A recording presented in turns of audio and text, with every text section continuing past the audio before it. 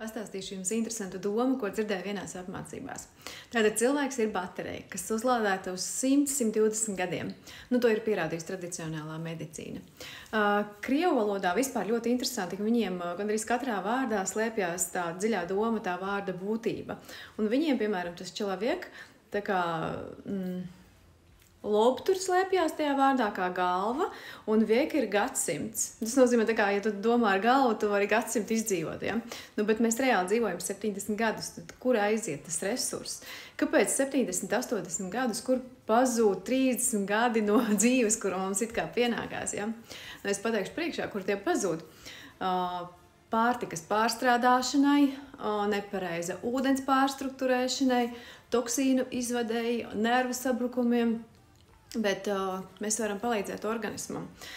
Varam lietot tādu produktu kā grifonija, kā magnīs. Varam palīdzēt organismam aizmigt, ieiet dziļajā miega fāzē, lai tas pilnvērtīgi atpūšās. Jo kas ir biopiedeva?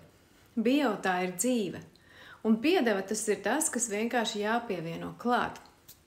Tāpat kā, piemēram, antibiotika. Ja? Anti, tas ir kaut kas pret. Un bio kā dzīve, ja? Pret dzīvi, tas ir nogalināt dzīvi.